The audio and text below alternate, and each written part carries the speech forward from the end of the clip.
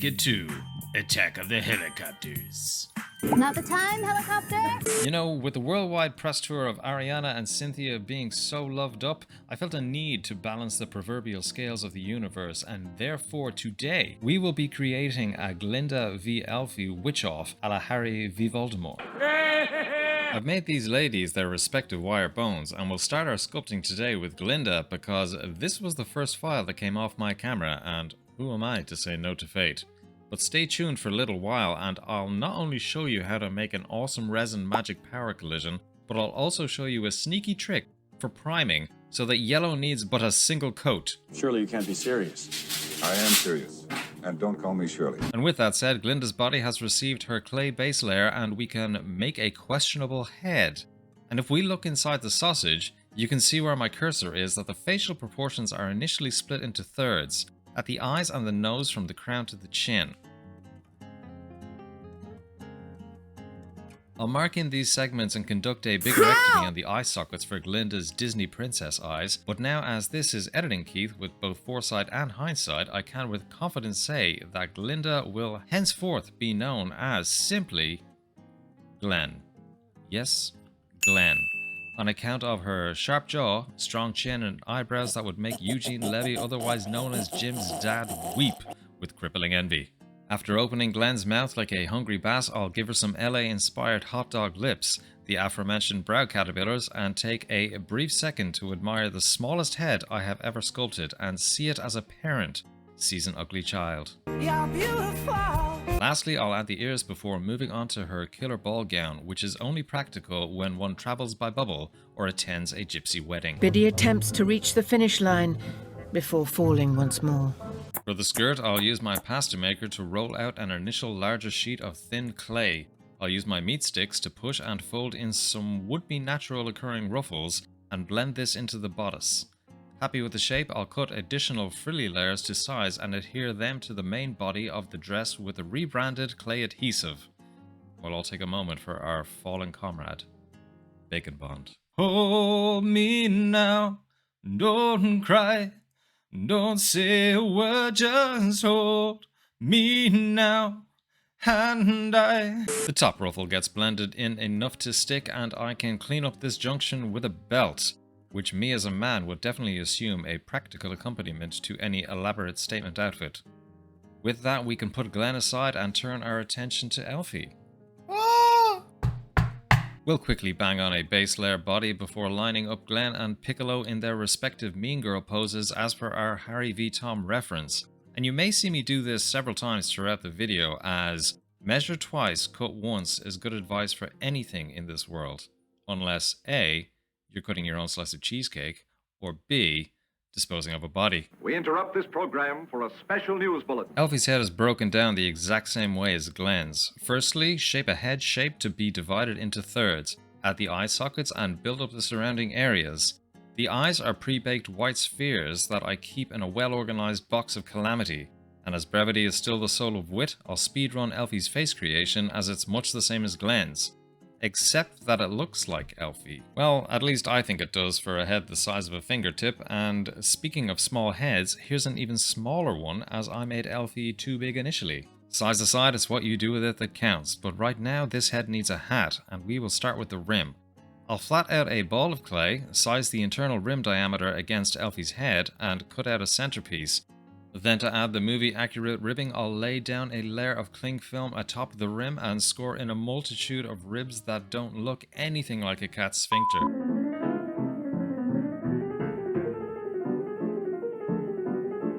I'll remove the top layer of cling film and shape the rim for some extra character before a quick test fit, and 10 points to you if you notice that this is being performed on Glen. I could just call it a day here and say that I made My Fair Lady, but half my audience would have no idea who Audrey Hepburn is, so let's move on to Elphaba. What? Ah! Moving on from head to body, Elfie's sternum can be filled in with un sausage, and as per her outfit at the end of the first movie, we'll adorn her with the next-gen shoulder pads. I can smooth these in and separate the neck from the head with a ribbon of clay, and that gets blended in with a firm shaper before moving on to the skirt that will be attached at the hips. Now the skirt is textured in the very same way as the hat, and one size can be trimmed and mended accordingly. I'll once again add a belt because I'm a man and have never given a second thought to how ladies keep their skirt on, and at this stage of my life I am too far gone to care or look it up. And this concludes our Pilgrim Elfie of the story, and we can clip off the extra armature, take a second to admire what I think is the most well-proportioned sculpt I've done thus far, before revisiting our now Mr. Garrison-esque cranium.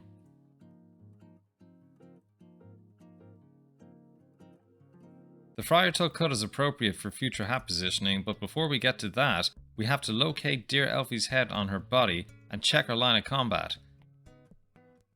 I have with the Sharpay drawn a red dot onto the rim of the hat and the crown of the hat. As we're dealing with clay, we need to ensure everything fits back where it's meant to once it's baked. And while I texture up the hat and put it into position, let me know in the comments below what you thought about Wicked, and indeed Wicked 2 if you have seen it. I've seen the first one a couple of times, loved it, yet to see the second, but hopefully we'll be able to get that in before Christmas. A bit of alcohol and glue adhesive will finish Elfie off, and we can move on to more pressing matters involving helicopters. Not the time, helicopter? Glenn's wrist can get a quick snip, and I can add the fingerless hand nub followed by individual fingers on an open hand. I would very much like to take this time to inform you that I could have taken the easy route and had this hand balled up in a fist, but I chose the road less traveled and opened that puppy right up with great personal stake to my sanity and time. And to that end, subscribe for more seemingly random content whilst I smooth in this appendage.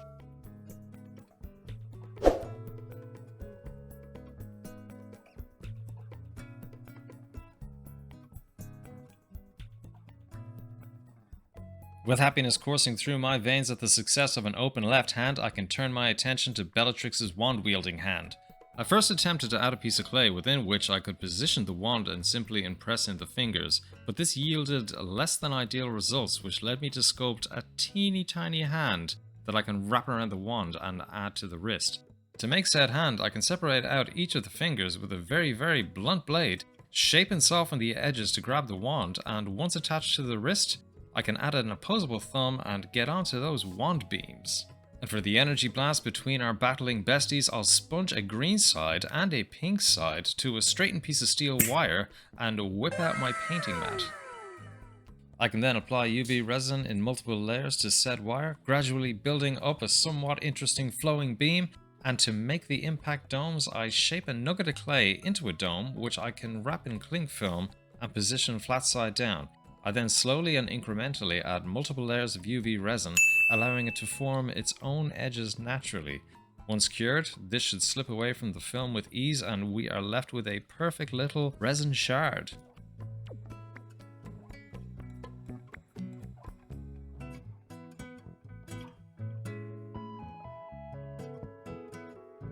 Next up, I remade the energy blast to incorporate a wand and what I think is a slightly more competent paint job. I now have my two domes fully cured, ready to collide, and so I'll drill a hole in the apex of each dome with my trusty hand drill, slide them down the wand shaft and fix them together with a small drop of UV resin.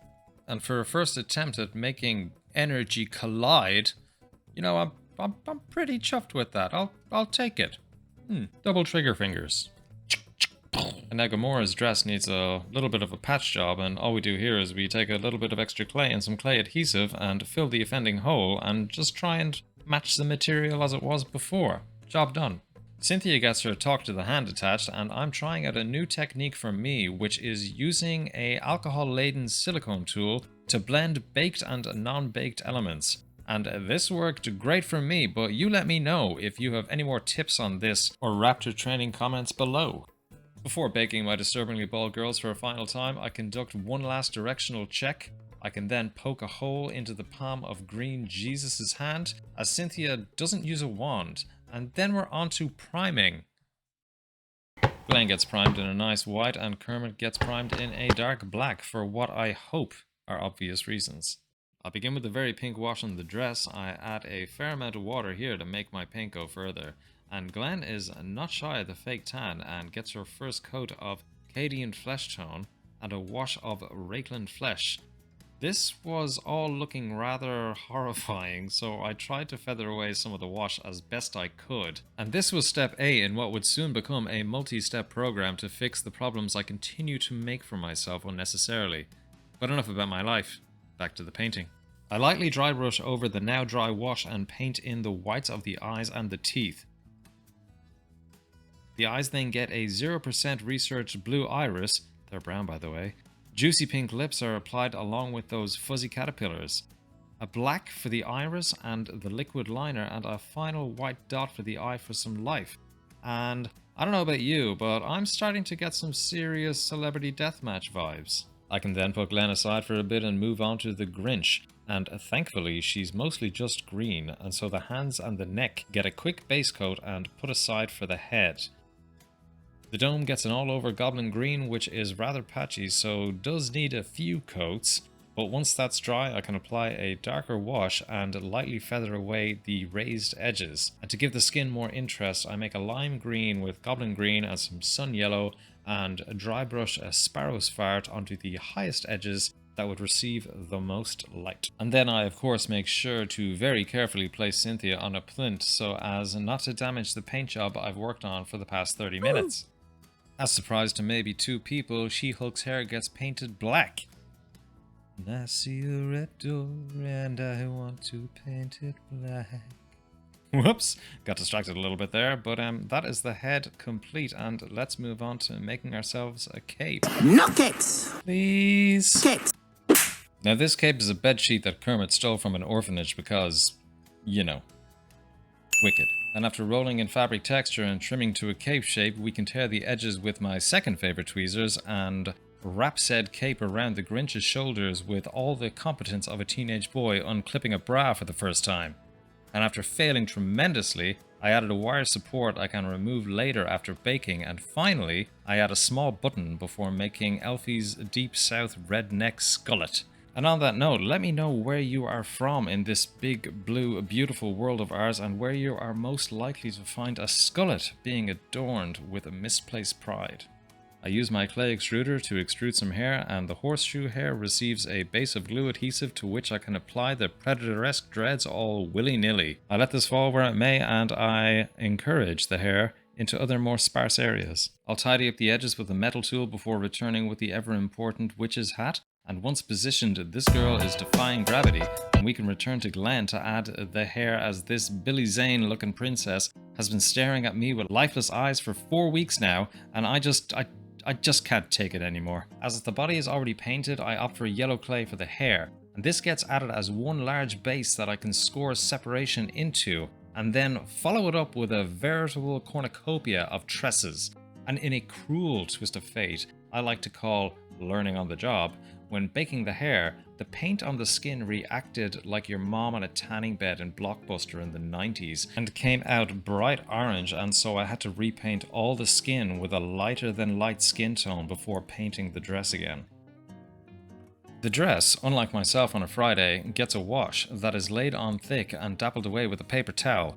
There were unfortunately a lot of places for the wash to hide, which led to some coffee staining in the recesses, which is fine because we're 13 minutes into this video, so that cost-sunk fallacy is probably kicking in. The blonde hair gets a golden wash, and after dry brushing Glenn's dress and hair, Princess Fiona's cape gets a final black wash as it's made of Sculpey Primo, which is far less brittle when baked but does cure incredibly dull compared to Sculpey Firm.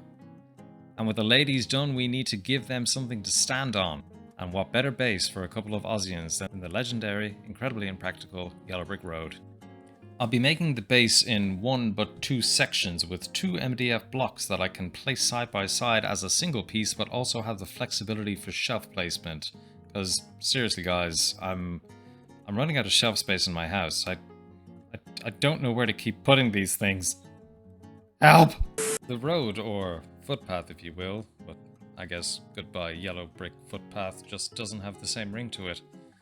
In any case, I score in all the horizontal brick joints followed by innumerable randomized brick joints. This whole process took about an hour and I hated every second of it, and now my neck is sore.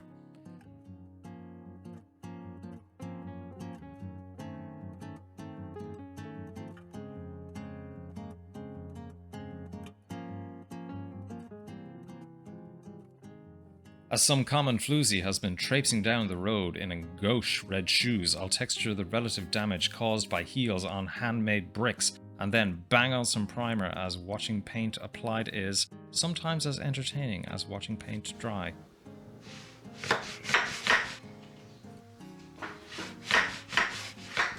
But wait, what is this folly I see before me?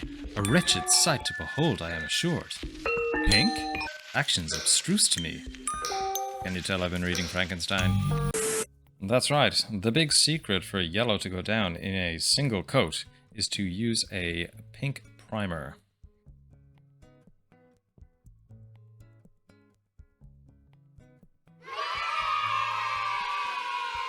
The bricks get an all-over wash of orange for the joints. I can dab away the top coat and you can see the two side by side here.